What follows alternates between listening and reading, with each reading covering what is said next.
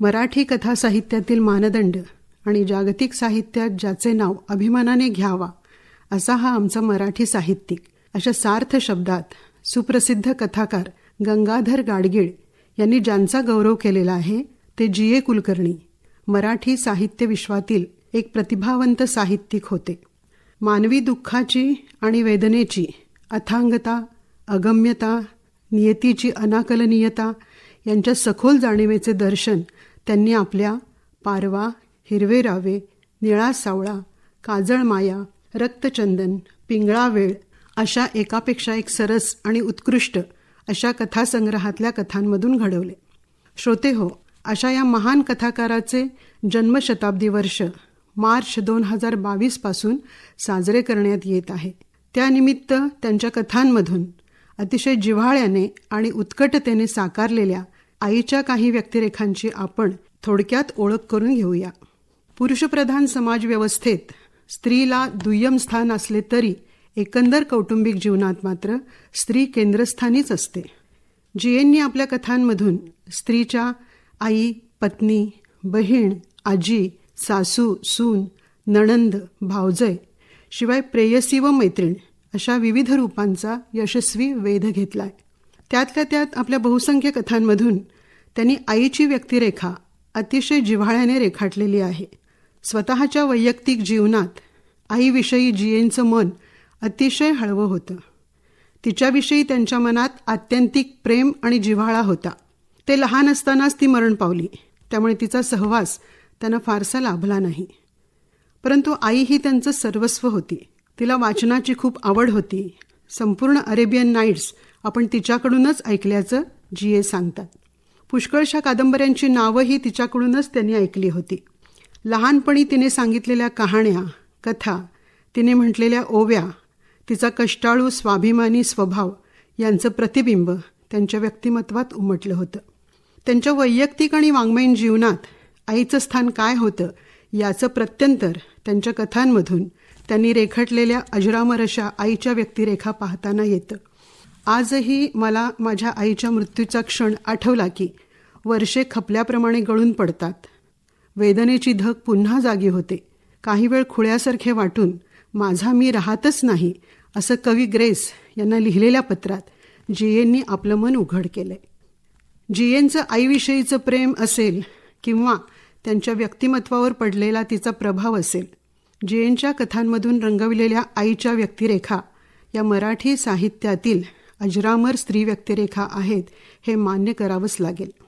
या आईच्या रूपातील स्त्रीचं दर्शन त्यांच्या बहुसंख्य कथांमधून आपल्याला घडतं. ही आई निव्वळ वात्सल्यमूर्ती नाही, तर मुलांच्यासाठी कष्ट करणारी, प्रसंगी कठोर शिक्षा करणारी, त्यांना स्वाभिमानाने जगायला शिकवणारी, त्यांच्या काळजीने तिळतिळ तुटणारी, त्यांच्या सुखदुःखात त्यांना समजून घेऊन त्यांची साथ करणारी, तर कधी परिस्थितीनुसार व्यभिचार करणारी, बदफैली अशीही आहे. त्यांच्या तुती नावाच्या कथेत एक सक्षम, संवेदनशील, मुलांवर सुसंस्कार करणारी, त्यांना जपणारी व कणघर माणूस बनवणारी आई आपल्याला भेटते. तिच्या लग्न झालेल्या लाडक्या मुलीचा, सुम्मीचा अचानक मृत्यू होतो. त्या धक्क्याने नवरा आजारी पडतो. मोठा मुलगा घर सोडून जातो. हे सगळं सहन करूनही मोठ्या धीराने ती संसाराची जबाबदारी सांभाळते. जांभेकरांच्या घरात स्वयंपाक करायला गेलेली असताना तिचा छोटा मुलगा पोळी मागतो. ही गोष्ट तिच्या स्वाभिमानी मनाला लागते. ती मुलाशी एक शब्दही बोलत नाही. त्याला वाटतं तिने असा अबोला धरण्यापेक्षा आपल्याला मारलं असतं तरी बरं झालं असतं. त्या रात्री ती खूप सामान आणून स्वयंपाक करते. झोपलेल्या मुलाला उठवून जेवायला बसवते. ताटात पोळ्या बघून तो आनंदाने विचारतो, जांभेकरांनी पोळ्या दिल्या? तेव्हा बसल्या बसल्यास त्याला मुस्कटात देऊन आई म्हणते, कार्ट्या, आजपासून लक्षात ठेव, तू भिकारड्याचा मुलगा नाहीस. असं लोकांच्या घरी खायला मागशील तर जीभ डागून देईन. माझे हातपाय उरावर आले नाहीत अजून. खा ती पोळी, गीळ, आपलीच आहे ती. शाळेत पहिलीच्या वर्गात पहिला नंबर मिळून पास झालेला हा मुलगा आनंदाने आईला हे सांगायला येतो. तेव्हा ती त्याला जवळ घेऊन सांगते, कार्ट्या, तू BA हो अगर होऊ नकोस, पण आतून बाहेरून मात्र अगदी दगड हो, अगदी घट्ट डोंगरी दगड हो बघ. दारिद्र्याचे चटके, मुलीच्या मृत्यूने खचून गेलेला पती, अशा परिस्थितीत दगड झाल्याशिवाय या जगात जगणं शक्य नाही हेच जणू ती त्याच्या बालमनावर ठसवते. जीएनच्या कथांमध्ये प्रौढ मध्यम वयाच्या स्त्रियांचा एक मोठा गट आहे. या स्त्रिया आपला नवरा, मुलं व कुटुंबासाठी परतफेडीची अपेक्षा न करता काबाड कष्ट करतात. स्वतःच्या सुखदुःखाची पर्वा न करता आपलं सर्वस्व त्या आपल्या कुटुंबासाठी देतात. पण शेवटी त्यांच्या पदरी निराशा आणि दुःखच येतं. व्यथाकथेतील राधाबाईही आपल्या एकुलत्या एका मुलीवर जीवापाड प्रेम करणारी आई आहे. तिचं लग्न व्हावं, तिच्या संसारात तिने सुखी व्हावं यासाठी तिचं आईचं आतडं तळमळतं. मुलीच्या पैशावर जगणं तिला मान्य नाही. आपली कालिंदी हळदीच्या पावलांनी आपल्या रस्त्याला लागली की आपण सुटलो. मग आपल्या आयुष्याला कितीही ठिगळं लागू देत हरकत नाही असं तिला वाटतं. पण दाखवलेल्या स्थळाकडून मुलीला नकार मिळतो व आई आता पुन्हा नको ते, कंटाळा आलाय असं कालिंदी म्हणते. तेव्हा त्यांचं आईचं काळीज तिळतिळ तुटतं. अशा या आईची मानसिक अवस्था, तिची तगमग यांचं चित्रण जीए अतिशय प्रभावीपणे करतात. ते लिहितात, राधाबाईचं मन रात्री अंथरुणावर पडल्यावर मात्र अगतिक आणि लुळं होऊन पडतं. तिला वाटतं कालिंदी आपल्या पोटचा गोळा, आपण तिला रक्तमांस दिलं, दिवसेंदिवस सारं प्रेम शिंपून तिला वाढवलं, पण हे प्रेमाचं रोप कुणाला कसं नको आहे. उद्या जर पटदिशी आपल्याला काही झालं तर त्याला जगात अधांतरी उपरं कुणालाही नकोसं सोडून द्यायचं. भरल्या नदीत पाळणा सोडून द्यायचा कुणालाही नकोसा. हा विचार मनात येताच त्यांचा स्वतःवरचा ताबा सुटतो. कालिंदीला ऐकू जाऊ नये म्हणून त्या ओठ दाबून धरतात व भोवतालचा अंधार ओला चिंब करत मूकपणे रडू लागतात. अशा वर्णनात जीए प्रतिमांचा समर्थपणे वापर करतात. महाभारतातील कुंतीने कर्णाला भरल्या जगात एकाकी सोडून दिल्याचा संदर्भ पाळणा या प्रतिमेतून तिच्या असीम दुःखासह इथे व्यक्त होतं. आईचं आणखी एक वेगळं रूप घर या कथेतून व्यक्त झालेलं आपल्याला दिसून येतं. या कथेतील मधुकाका, त्यांची पत्नी माई, 2 मुलं व 1 मुलगी असं त्यांचं आदर्श कुटुंब असतं. पण मधुकाकांच्या घर बांधण्याच्या वेडापायी मुलांच्यावर नकळत अन्याय होतो आणि ती मधुकाकांना दुरावतात. पण आईशी मात्र त्यांची जवळीक असते. मधुकाका हॉस्पिटलमध्ये असताना त्यांच्या मुलाला रमेशला आपल्या आईचं एक वेगळंच रूप दिसतं. इतर 1000 आयापैकीच ती एक असं तो समजत असतो. पण इतक्या वर्षात तिला पोहता येतं ही साधी गोष्टही आपल्याला माहीत नाही याची त्याला नंतर शरम वाटते. रमेशने परधर्मीय मुलीशी लग्न करावं हे मधुकाकांना पसंत नसतं. पण आई, तू ठरवलेल्या मुलीशीच लग्न कर असं त्याला सांगते. मग तुझ्या मुलीला देखील खूप शिकव. तिला पाणवठ्यावरल्या केळीसारखं सुकावून मोकळेपणाने वाढू दे. तिला टेनिस खेळू दे. हवं तर विलायतेला पाठव. एखादी मुलगी शिकली, सवरली, कापसाच्या बोंडासारखी वाढली तर अशी काय आग लावून जाणार आहे की त्यात तुमची देवळं जळून जातील.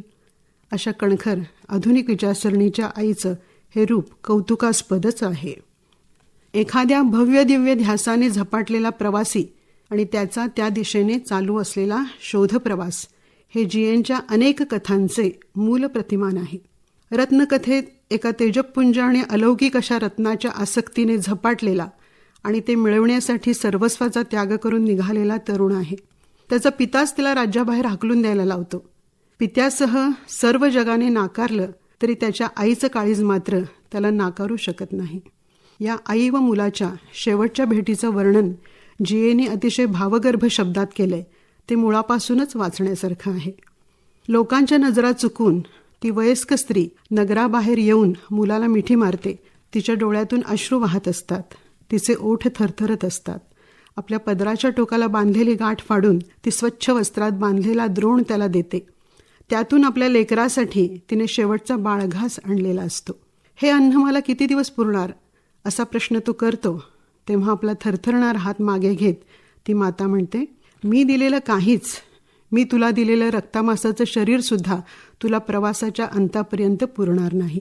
मी तुझ्या जीवनाची जशी सुरुवात करून दिली त्याप्रमाणे या प्रवासाचीही सुरुवात करून देत आहे. इतकंच. तुझ्या प्रवासाची सारी यातना तुलाच एकाकी सहन करावी लागेल. या पदराच्या तुकड्यात काय आहे असा प्रश्न जेव्हा मुलगा विचारतो त्यावर आई उत्तरते, त्या पदरानेच मी प्रथम तुझे कोवळे ओठ पुसले होते. त्या तुकड्यात आहे आपल्या घरातील चिमूटभर माती. तुझ्या सदैव चाललेल्या दिंडी प्रवासात तुला कधीतरी असह्य यातना होतील. परक्या जनांच्या गर्दीत तुला एकाकी वाटेल.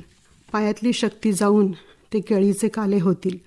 मन हताश होऊन सगळी राख भरून गेल्यासारखं तुला वाटू लागेल. त्या क्षणी कदाचित झालीच तर तुला तुझी माय, तुझी माती यांची आठवण होईल. कदाचित होणारही नाही, पण असला क्षण आलाच तर तुझ्या सन्निध असावी म्हणून हे एक खूण आहे. एवढं सांगून मुलाच्या ओढीने त्याच्या पाठोपाठ फरफटत प्रवास करत दूरपर्यंत आलेली ती माता मन घट्ट करून रित्या खळग्यासारखा ऊर घेऊन माघारी जाते. या कथेतून जिये एका आईच्या आणि मुलाच्या नात्याचे काळीज दर्शन घडवतात. गरिबी, दारिद्र्य यापायी क्रूर आणि स्वैराचारी बनलेल्या आईचं चित्रणही कसाबसारख्या कथेतून येतं. स्वतः देहविक्रय करून आपल्या मुलीलाही धंद्याला लावायची तिची तयारी आहे. आपल्या संसाराविषयी वैतागाने ती म्हणते, 20-25 वर्ष या खातेऱ्यात काढली, कसली आबरून काय, कधी धड धडोतं लागलं नाही अंगाला, की कधी ढेकर आली नाही पोटाला, माझं जसं तसंच या पोरांचं, ही त्या आईची व्यथा आहे. लक्ष्मी, पाणमाय, बाधा, रात्र झाली गोकुळी सारख्या कितीतरी कथांमधून आपल्या मुलाबाळांवर निरातिशय प्रेम करणाऱ्या स्त्रियांना आईची माया वांझोटी ठरल्याचा विदारक अनुभवही येतो. लहान असताना प्रेमाने, मायेने आपल्या आईशी बांधली गेलेली मुलं मोठी झाल्यावर मात्र बदलतात, व्यवहारी, वृक्ष होतात. त्यांची आईविषयीची काळजाची ओढ संपत जाते. हा अनुभवही आई घेते, पचवते, पण तिचं आपल्या मुलाबाळाविषयीचं प्रेम तसं मात्रही कमी होत नाही. असा अनुभवही जियेंच्या बऱ्याच कथांमधून येतो. एकूणच आई या व्यक्तिरेखेचे प्रेमळ, कठोर, स्वाभिमानी, हतबल, उद्ध्वस्त, सूडग्रस्त, सोशिक असे विविध पैलू जियेंनी आपल्या कथांमधून यशस्वीपणे साकारलेले आहेत असे आपल्याला दिसून येते.